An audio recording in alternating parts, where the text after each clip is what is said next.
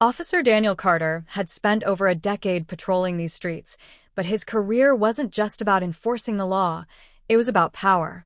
He took pride in his authority, in the way people obeyed without question. He relished the flicker of fear in their eyes when he pulled them over, the hesitation in their voices as they answered his questions. Some of his colleagues had noticed his methods, the way he seemed to single out certain individuals more than others. But no one ever spoke up. Carter was always careful, just careful enough to avoid trouble. That morning, he was parked on the side of a quiet street, sipping his coffee while scanning the sidewalk for anything or anyone that might catch his interest. He wasn't in a particularly bad mood, but he wasn't in a good one either. He just needed something to break the monotony of the day. Then he spotted her. A black woman walking down the sidewalk, sharply dressed in a fitted blazer and tailored slacks. The soft click of her heels echoed against the pavement. She carried herself with confidence, shoulders squared, chin slightly lifted. Something about her immediately irritated him. She looked too sure of herself, too untouchable. Carter had seen people like her before, those who thought they were beyond his authority, those who believed they didn't have to show respect. His fingers tightened around the steering wheel as she approached. There was no real reason to stop her. She wasn't doing anything wrong, but something inside him told him he should. His hand moved toward his radio, then hesitated. No need to call it in. He could handle this himself. With a flick of his wrist, he turned on his sirens and pulled up beside her, rolling down his window. "Ma'am, stop right there." She halted, her face unreadable as she turned toward him. No fear. No defensiveness. Just calm, too calm. "Is there a problem, officer?" Carter's grip on the wheel tightened. He wasn't used to that tone. It was firm, polite, but completely unafraid. "You got ID?" he asked, narrowing his eyes. She tilted her head slightly, as if considering his words. Then, with deliberate movements, she reached into her pocket, pulled out her wallet, and held it out. "Am I being detained?" His jaw clenched. He hated that question. Hated when people acted like they knew the law better than he did. "Just give me your ID," he snapped. Without hesitation, she handed it over. Carter barely glanced at the name before shoving it back at her. It meant nothing to him. "Never heard of you," he muttered. "This is a restricted area. Turn around. Hands behind your back." For the first time, something flickered across her face. Was it amusement? Annoyance? He couldn't tell. But instead of arguing, she simply turned, placing her hands behind her back. No resistance. No pleading. Carter frowned as he pulled out his handcuffs, snapping them on a little tighter than necessary. He waited for a reaction, a flinch, a protest, something. But she didn't give him the satisfaction. As he led her toward the patrol car, she finally spoke again, her voice steady but firm. "You're making a mistake." Carter let out a short laugh.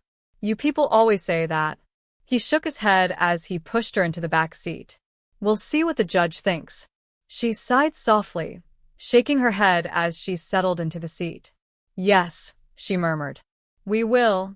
Carter slammed the door shut and walked around to the driver's seat, a smirk playing on his lips. He had done this 100 times before. He already knew how it would go. She'd argue, demand a lawyer, claim discrimination. They always did. But in the end, it wouldn't matter. The system was on his side. As he pulled onto the road, he glanced at her in the rearview mirror. She sat still, eyes fixed straight ahead, expression unreadable. Something about her composure felt unsettling. But Carter shook the thought away. She was just another civilian, another person who thought they were above the law. By the end of the day, she'd know exactly who was in charge. Or so he thought. Carter kept driving, hands gripping the wheel tightly. Every few seconds, his gaze flickered to the mirror. She hadn't spoken much since he forced her into the back seat. No begging. No anger. No questions. The police station was just a few blocks away, but he had a better idea. Why waste time with paperwork when he could take her straight to court? She didn't deserve the usual process. She needed to stand before a judge, stripped of whatever arrogance she carried. He wanted to see her squirm, to witness the exact moment she realized how powerless she really was. Carter pulled up to the courthouse, yanked the door open, and grabbed her arm. He expected resistance, maybe hesitation. Instead, she moved with him easily, stepping out of the vehicle as if she had planned to be there all along. That only irritated him more. "You think this is funny?" he snapped, tightening his grip. Her dark eyes met his, calm, unwavering. "No, officer," she said smoothly. "I think this is interesting." He scoffed. "We'll see how interesting it is when the judge sees you." Inside the courthouse, Carter led her past the security checkpoint, flashing his badge at the guards. They didn't question him, they never did. They were used to seeing him bring people in like this, people he wanted to make an example of. He walked with confidence, boots echoing against the polished floors, his grip firm on her arm. The courtroom wasn't packed, but there were enough people to witness what was about to unfold. Lawyers, clerks, a few reporters scattered in the back. And then, of course, the judge. Carter smirked when he saw who was presiding, Judge Williams. An old-school, no-nonsense man who had no patience for disrespect. This was perfect. Carter shoved the woman forward just enough to make her stumble slightly as she approached the defendant's stand. "Your Honor," he began, his voice loud and clear. "This woman was found in a restricted area, refused to comply with my instructions, and is now being brought before the court for processing." Judge Williams barely looked up, flipping through his notes. "Name?" The woman straightened her blazer, smoothing out the wrinkles Carter had caused. Then, with complete ease, she spoke. "Danielle Reed." Carter sneered. "That's what her ID says. Probably fake." At that, the judge finally looked up, glancing between Carter and the woman. Something passed over his face. Curiosity? Recognition? But he remained composed. "Ms. Reed, do you have any representation?" Danielle smiled, not smug, not mocking, just calm and confident. "I won't be needing representation, Your Honor." Carter's smirk widened. Perfect. Another one who thought they could talk their way out of trouble. Judge Williams sighed, rubbing his temple. "Officer Carter, let me see the charges." Carter pulled out his notes and handed them over. The judge skimmed the paper, then looked up. "You arrested her for being in a restricted area?" "Yes, Your Honor," Carter answered firmly. "She was trespassing." "Refused to follow my instructions." The judge leaned back, glancing at Danielle again. "And where exactly was she?" Carter straightened.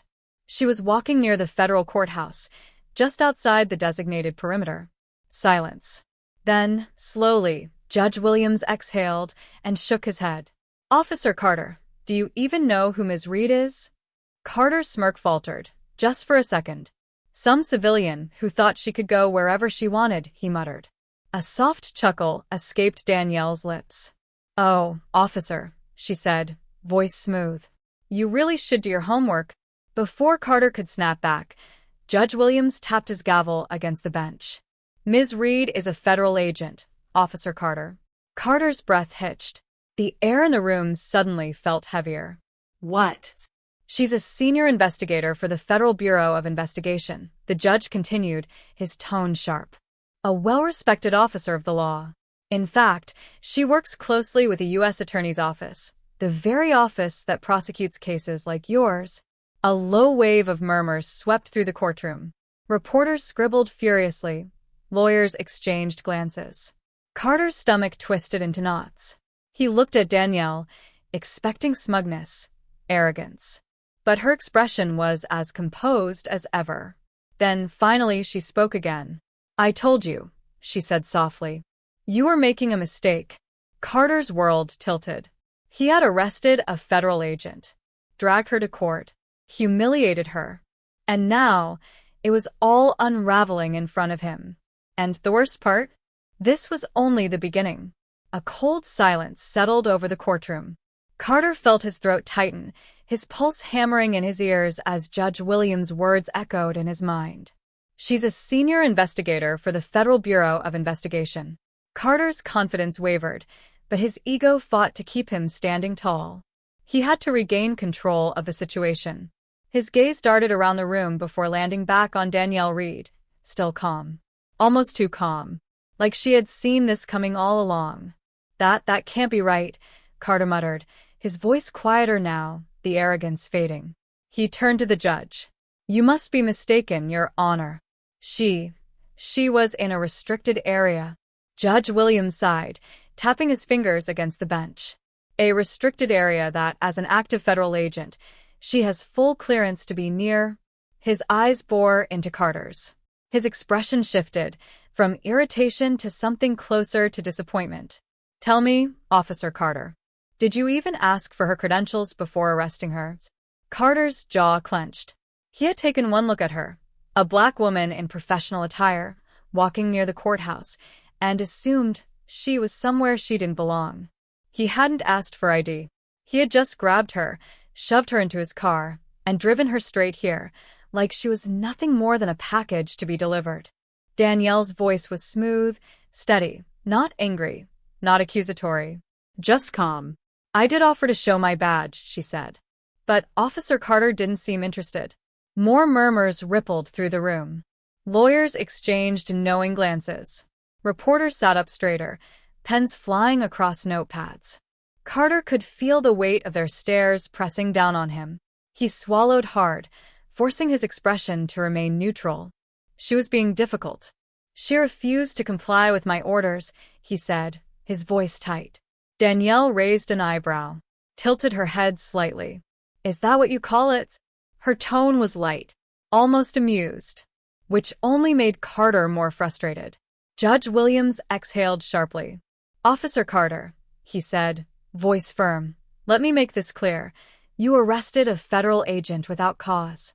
You refused to check her identification. And you dragged her into my courtroom as if she were some street criminal. He leaned forward slightly, his voice lowering. Do you have any idea what kind of trouble you're in? Carter stiffened. Your Honor, I